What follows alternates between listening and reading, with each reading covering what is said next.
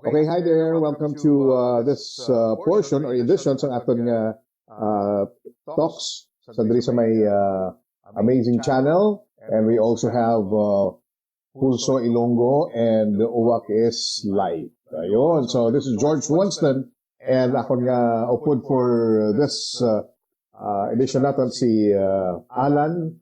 Hindi Alan kaya. Migo Alan, okay. Sa nga aton nga teleradyo, right? Yes, Sir George. No? Good afternoon no, sa aton mga televiewers ang Uwak is Live kag Ililo teleradyo kag Pulso Panay, Pulso Ilonggo. No, live kita subong sa aton nga mga duha ka mga Facebook page ang Ililo teleradyo, Pulso Panay kag Uwak is Live. Oh. Yes, nag-aral kita subong sa ano. Aral kita sa 107.9 Win Radio, of course, na nag-broadcast live for you. Okay, so good day. Ladies and gentlemen, so to cap things, para sa mga drivers, start kita sa mga drivers, ang inyong subsidy, which is going to be given by the Iloilo City government, of course, being spearheaded by our Mayor Raiza Trevias, will be scheduled na. Okay, subong way pa panagtag, pero it will be given sa inyo. Katulong mo sa information sa Iloilo City government, sa City Hall, na mag-inquire regarding sa inyong fuel subsidy sa mga drivers. I believe ang dapat nga sa kuwao sa mga tricycle drivers do 500, ang aton nga mga drivers taxi, jeepney kag modernized buses I guess do 1,500. Okay, so katulong mo sa aton nga City Hall, inquire ka mo sa information regarding your subsidy sa aton nga fuel subsidy, of course being ginahatag sa aton nga city government, spearheaded by our very own Mayor Raiza Trevias. How about partner George sa mga tricycle drivers, no? Wala sila madala? Dala, 500. 500. 500. Mayo na sila. Oo. Okay. Makatabang-tabang. Gani. Oo. Sa subong ikaw batyagan man subong ang kapinot sa pagtugong sa aton mga gatong na sa aton salakyan kay bangod ang diesel subong naglambot niya sa masubra 120. Kailan nga ni? 120 per liter. Oo. So medyo masulo sakit no? Kita mo subong ang trapiko nato medyo nagtulotaway. Gani? Tingin na kuha kong trabaho sa uma. Nagparking ko to sa dalom, yung sita ko sa auxiliary. Yan na mo yung George man. Yan ko tayo, tugungan mo sa lakyan ko. No, ang gasolina ang premium. Still mahal gyapon. Mahal gyapon mga ara nga nagabaligya kaya sa depende sa gasoline station may ara nga taga 90, 92 ang 92. litro. 92 may 94 per liter, may 94. Pero sa may isa pagid ka do amo ning top gasoline station mas mahal gyud man sila, no? Kag ang unleaded, no, may ara nga taga 89, 88. Oh, unleaded. No? Mayara nga gasoline station nga naga-presyo sa kamosina dito dampi sa uton no nakatugong kita sa nagligan nga adlaw. Mas barato sa uton. Pesos. Mas barato sa uton. So, doon kon nga mo niya ang ilang presyo anay dito sa uton. Puro driya sa city waya ganubo sa nabiga partner George. Pero ang Sea Oil nag-announce sila nga hindi sila magpa-increase until April. So, meaning, sa sininga Tuesday, usually kasaka do Tuesday. Kung sa may pangalit Tuesday, kasaka na. Ang masubo niya, partner George, no? Kada simana, gasaka ang presyo sa petrolyo. So, ang nag-announce sa Sea Oil, for this Tuesday, hindi sila ka pasaka ang Sea Oil, pero... Sea Oil lang. Sea Oil lang. So, awag kaya sa mga iba niya gasoline station. Daw pasaka siguro. Sa March, until March 31. So, pila wala nakadlaw man. According sa April pasaka sila. According nga gani sa upod man naton so nasa obra nga ato subong sa Dubai, hulugton pag ikuno mga pahat at didriya sa Iloilo sa Pilipinas, kay magasaka pag gini nga magasaka, no? Gani. Basi maglambot pa niyang gasolina guro sa 100 per liter. I don't know lang kay I hope hindi lang to fake news na nakita o gina. Ang Pilipinas will be Petron. Ang Petron ma-purchase from Russia. Doon pila to ka barrels, millions and billions of barrels from Russia sa crudo or gatong para to be used by Petron. Kinahanglan gid partner George kay bilang mo ang isaya sa mga cooperative diriya sa siyudad kag probinsya sang Iloilo. Ang WBTC, ang Western Visayas Transport Cooperative headed by Chairman Buyet Parcon, reklamo ni sila subong kay gapamirdihan ni sila kada adlaw almost 300,000. Yes. No? Kay ang ilan yung modernized jeepney, siyempre ang ginatugong nila na diesel. So kung for example, no, kung nagatugong Ilan na pwede? 300, almost 300,000 a day. Kay tungod ang ilan nga unit partner doon sa taman ng kadamo. So may ara gani nga mga unit nga bag-o subong nag-abot na siyempre ang ini nga mga unit nga gina-purchase nila bangko ini loan ini mo. Bangko ini Financing. nagbayad dito sa manufacturer sa China. Financing. So ang bayad nila sa bangko depende man sa kita nila kada adlaw, no? So masubo ini nga balita kay according kay Sir Buyet Parcon, no? Posible nga ang iba nga unit basi butungan ini sa bangko kung hindi ini masolusyonan ang problema sa buong sa pagtaas ang gasolina kag diesel. Dito, abugin siguro because siyempre, di mo nakwaon ng ano mo ko ron. Hindi mo nagbayad na except kung magbiyahe ka.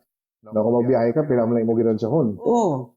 So ang sitwasyon subong kon ang isa ka unit sang modernized jeepney nga iya sang cooperative kung nagakonsumo ni siya sang 5,000 pesos, no, ang budget siya para sa diesel.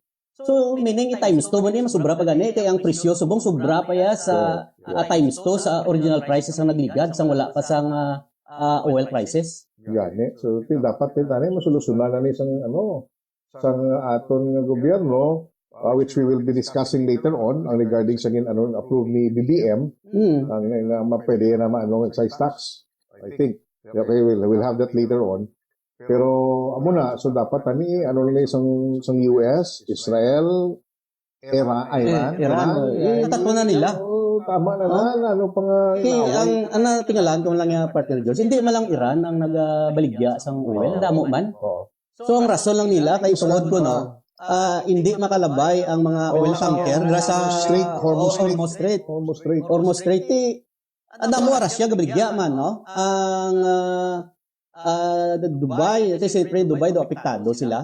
Ang isa pa ning daw lapit lang niya sa aton, no? Russia ora na do amo nang bal mo kay nga basi ang Petron.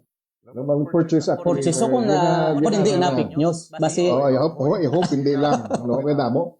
We are warning you guys. Damo fake news sa Facebook, so just be careful. That unless kung ang news nagahalin sa credible na mga outlets or platforms like sa mga networks, radio networks, TV, etc. Balik tayo parte George Andrea sa aton, no? Dali na lang no ang Lenten season. Oh yes, so dali. Simana Santa na Holy Week, no? Pamalandong ng itani sa diriya sa siyudad ko probinsya. Pamalandong yun. So we should medyo pantanay. Laylo. Balik kita sa Diyos. Down, yeah. So ito naman daw medyo ginagabaan na kita. Base amo na niya. All these things happening. Ang science lambal nila according no sa Bible na ya. No, basta kuno may mga giyera, may linupok sa mga bulkan, may mga disaster lang nagakatabo, no. Science na sang ginahambal sang Biblia ini ngambal nila nga dali na lang. So dapat we should be praying as hard as we can to God Almighty. Let's have faith in Him. Tani kung ano niya lang ni ipauntato niya na ang gira sa Middle East because it's wreaking havoc sa atong tanan. Grabe gid ang kabaldag ita tanan. Ginasakyan man ni Abi sang iban nga mga fuel company. No, ang natabo ngayon ay nagpatawag sa committee hearing ang Senate, no, sa Department of Energy. Department o DOE. DOE gali. Ang according sa ilang nila, no, pagwa sila sang buffer stock, no, nga malambot kaya kuno ang aton stock mga sobra pa sa kabulan. Pero ang natabo iya no? Mga 1 week pa lang yung nagira, gulpi lang yung nagsaka, gulpi lang nagtimbuok ang presyo sang petrolyo. Wait a bit, amo lang natawag ng mga fuel cartel. Whether you like it or not, we are under the mercy of the fuel cartels controlling sa mga petroleum products. And in fact, may plano diri to import biofuels. Okay. So, biofuels, actually, kung ako yan, no? Biofuel is, ano na butang gasolina sa salakyan. Ang bioethanol, ang coco diesel. Coco diesel. Isa sa mga may supply nga maka-provide man tani. Diri sa aton damo kay siyempre ang coco diesel ni made of coconut ni. Ning mga kupras bla. Yes, no? Kag isa sa pinakadako nga supplier sang Negros. Coconut. Hindi, Mindanao. Mindanao. 61% no ang gina-provide sa Mindanao region okay. No sang diesel. So kung amo na gani ang bali Senator Chis Escudero, natun-an na ini ang Republic Act 9367. Because this will affect the local sugar cocoa farmers, coconut farmers kung ma-import kita. Yes, so right, di ba? Ang sa bioethanol naman niya, ang isa sa pinakadako nga supplier siyempre ang Negros Island region. Negros sa Occidental gina sila, definitely. Almost pila na da, no, nga pila ka percent no ang gina-provide nila nga bioethanol kag ang molasses no isa ka number 1 nila nga products ang tubo mapiktuhan nila siyempre kay ang mga bioethanol ni partner George isa sa mga component sang magubra sang feeds bla. Yes, sang bubod. Amo nang nagapatigas mga pellets na kag may component na vitamins and minerals. Okay. Bisan ako gani siyempre nagabubod man kita sang aton mga manok. Ginahaluan ko ginamolasses. Okay. So according to Senator Francis Escudero, he has expressed concern for the country's coconut and sugar farmers as the government studies possible amendments to Republic Act 9367 or the Biofuel Act of 2006, including proposals to allow limited biofuel importation to address rising global oil prices. Yun. So muna, definitely in a statement, according to Senator Chis, any policy shift should carefully be considered as its impact on rural livelihoods that rely on the domestic biofuel industry. He also noted that the Department of Energy, in a recent Senate hearing, said it was considering a 1-year allowance for biofuel imports to mitigate the prices of sugar. Price sugar surge or prices ang surge ng commodities. Okay? No, amo na yung ang concern ni Senator Chis Escudero na dapat tunan na niliwat ang pag-amendar ni sa 9376, no? Kay bangod Partner George bala mo kung pila ka milyon planters sang coconut kag sugarcane. Almost tunga sa milyon ang maapektahan sini. Oh yes. Bangod ang planters kagari gali ang gina-generate sang biodiesel ining coconut diesel na draya sa Mindanao nagalambot ini sa billions man mga kabyanan.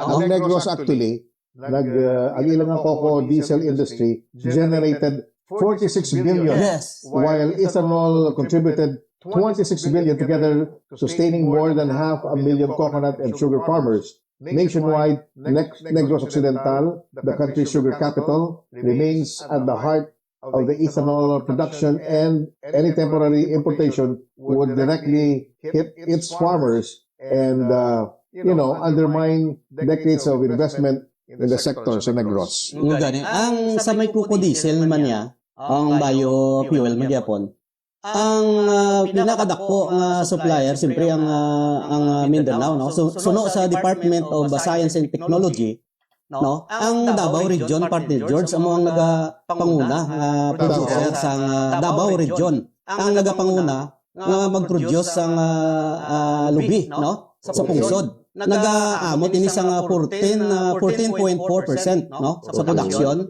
Kag ang ginasundan ini sa Calabarzon, sa Buanga Peninsula, kag Northern Mindanao. No? Calabarzon. Samtang ang Mindanao no, kabilugan na no, ang Mindanao, nag-supply sa halos 61%, no, sa kabilugan. So taman gyud kadako. Pag nagpasugot ni maaprubahan ini at ma-amendaran ining Republic Act, no, dako gining epekto sa mga local farmers naton.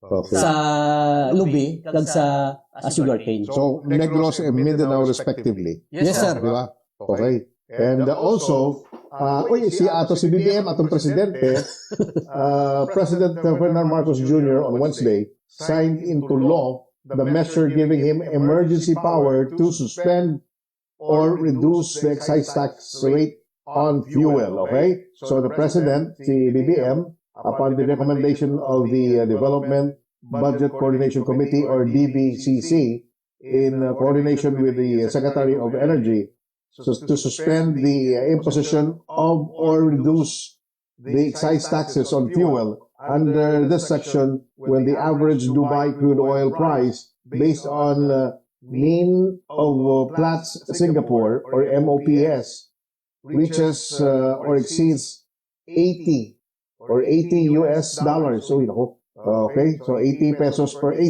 per barrel for 1 month immediately preceding the issuance of the suspension or reduction order of Republic Act number 12316 Kalakabianan. Alright. Ari pa gito, Partner George. Ang hambal ni Senator Chis Escudero sa nagligad nga tuig, ang industriya sang coco diesel, no? Nag-generate ini sang 46 billion, no? Billion ini samtang ang ethanol amo niyang sa sugarcane nag-abot man no sang generate for 26 billion pesos.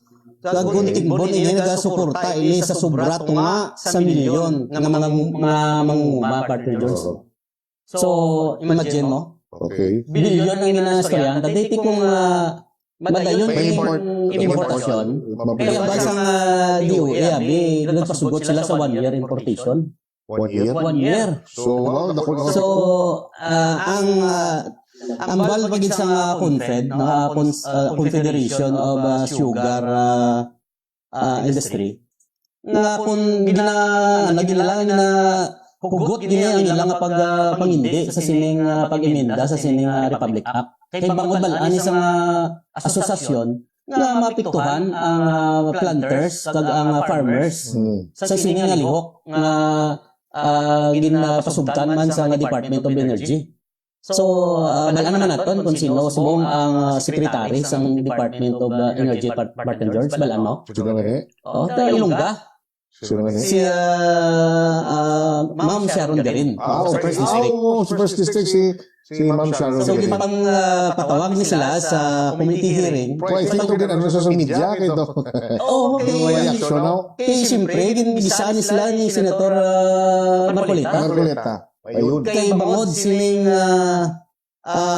problema, nga gulpil lang yan, nagsaka ang aton presyo sa petrolyo, nga bisan ang stock nga nililigya nila, old stock pa. Surplus. Buffer. Pero ang balya-balya niya, sobra pa niya sa, sa Ghost Project, ang project sa DPWH, billions na nadi, adlaw-adlaw niya, Partner George. Billions ang binansya sa mga fuel company. Yes, the times pilagi dyan actually, kami buffer zones din sila buffer stocks. Buffer stock, Okay, so, tiyan mo na sa mga tabuhay, take advantage din. Kag, I don't know kung ano may himo sa gobyerno sini because ilagi nita na ihampang to control the fuel surge which could affect sa mga food, power, water, tanan. At ito bala naman natin, Partner George, na kung magsaka ang gasolina, bulong, tanan nagasaka. Hospital, tanan nagasalaka. Isa lang na yung wala sa saka mo. gani. Bala mo naman na. Okay, ano nang problema naton. regarding this. Okay? So, ano na? Ano nga wala sa saka rin mo? Isa lang ang wala ka saka, gapanaog lang yan. Tiyo. Wala niya chance sa magsaka, Partner George. So, also according sa Office of Senator G. Solero, the Senate Committee on Urban Planning, Housing, and Resettlement chaired by by Senator Cheese, has tackled all 35 bills and resolution on its agenda, reinforcing his no backlog policy in the committee he heads. Yung housing nila na ito ng mga problema. Okay, so the measure amends Section 9, mga 10 and 11, regarding Urban Development and Housing Act of 1992 to empower local government units and housing agencies to identify priority areas, streamline land acquisition, and allow expropriation of idle lands. Ayun, expropriation of idle lands, no? Very importante tanan. And of course, including residential lands under litigation, Senator Escudero said, noting that the bill supports the administration's pambansang pambahay para sa Filipino housing. Yun. Kaya this is good for ato nga mga indigents. Baka malayman. Di ba? Na-aprobahan na, no? Ang Senate Bill 70 ni siyempre upod ba sila ni Senator Chis Escudero, Senate Bill 70 ni Senator Rodante Marcolita, nga nagalibre sa mga pigado kag wala sa nga puluyan sa pagbayad sa nga superseded bond agod makapadayon sa pag-apilar. So these are all the things na which would be good for the Filipino people, especially kung maka-acquire sila sa balay, free housing, no? Kay tindamo kita nga mga Filipino nga mga utod na are homeless. So I get yung balay and kita gilabay sa mga dalan, dalan. Ato nga lugar, pero kita mismo nga taga-diri, wala tayo duta. Ano na masubok din. Pero in China, I have a Chinese friend na sa mainland China again. Hindi sila pwede mag-own duta. They cannot own lands dito sa ilang lugar sa China because, layo naman yung setup sa China eh. So, mga Chinese people cannot own lands. So, yun. So, going back sa mga drivers natin na mga utod, just be ready lang kayo because ready na sa atong local government unit ay inyong fuel subsidy kaya ako hindi makabulig sa inyo. Yun. So, muna. Isang hearing niya, Partner George, sa Martes, Marso 10, no? Ginmando ni Senator Chis Escudero ang pagtingog, no? Sa mga konsolidasyon sa mga makapariyo nga bills samtang ang iba niya gindala sa bagong subcommittees. Oh, yes. Okay. Amo ning gina-plaster sa buong kinahanglan, no? Maayong nga agna sa buong kay base may tsansa na nga itong mga pumuliyo, mga imol na gitala, mga less fortunate na itong mga utod, makaangkon man sa nila diset na puluyo. Housing projects. Actually, way before, may mga housing projects kita mo. And we were able to, acquire sa mga housing projects, sa mga NHA na lang NHA, Housing Mandurriao, may arada. So, although you have to pay, gamay lang. Bayad ka mo for 25 years, pero gamay lang mo bayaran. Gani, no? Ang syudad sa Iloilo, Partner George, damo iya subong sa mga housing project. Dara sa San Isidro Hatro. Ini mga rising building lang, mga condominium. Sa ongoing subong ang construction dara sa mga San Isidro Hatro. Ilan dara ka mga condominium owned by city government. No? Ang una nga priority, siyempre mga public official, ang mga nag-obrable siya. Siyempre, tinamang balay.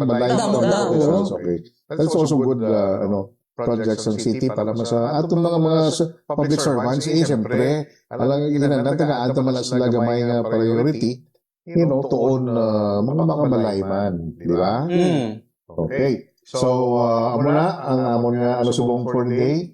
So, let's not forget sa ating Lenten season. Lenten season is gonna be Kailan magpamalandong kita Holy Thursday, Holy Friday, Sabado de Gloria, kag Domingo de Pascua. Mati ko si Partner Ruben malusog. Di na ito nakadto na sa Gimaras.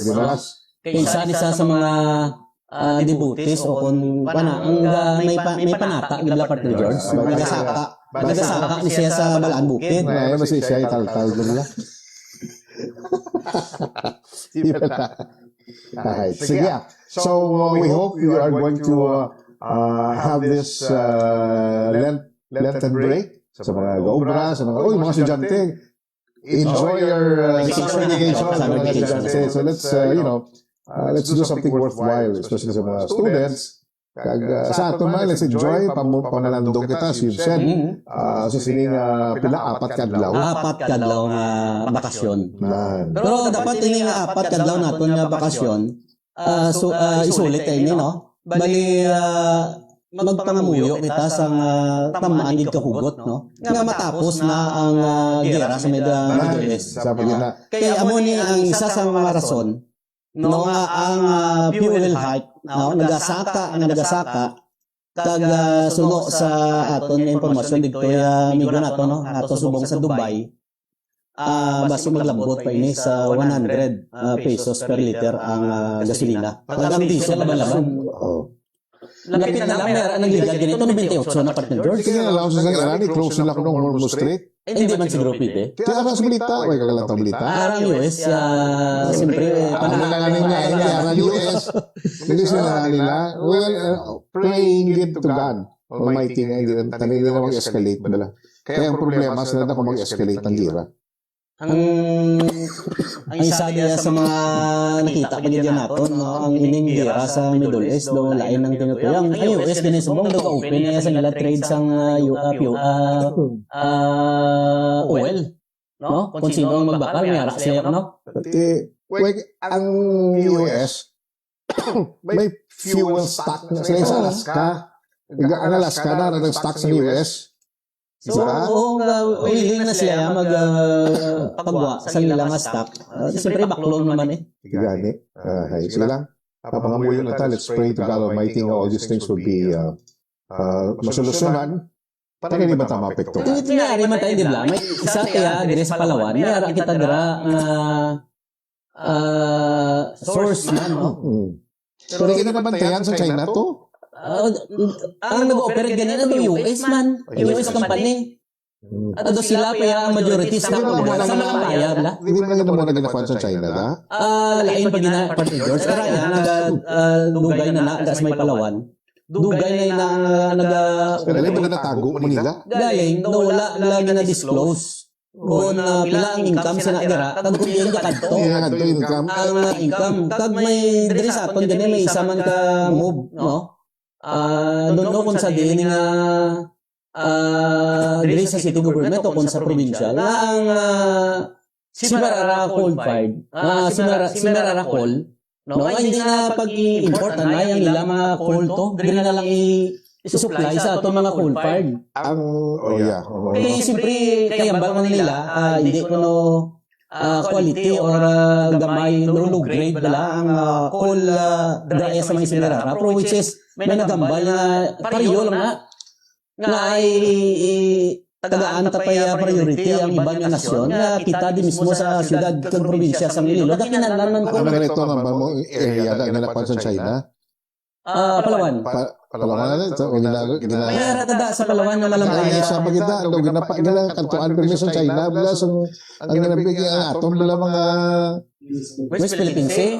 West Philippine Sea. Oo, West Philippine Sea. I heard, may friend ko na sa una, Goblas tanker. May arada. May deposito da sa dalom. Ang probot ko to na ang produce na ko no, na-export ang China nga mahal. Kaya ang China uses hindi gatong wala idaya do kerosene something gas para sa ilang industrial needs. Gani ang research ng China sa oil nila pero tinakadamo. So yes to may research lang kausal sa ilang ganito na usal yakwan ng gas para sa ilang industrial needs.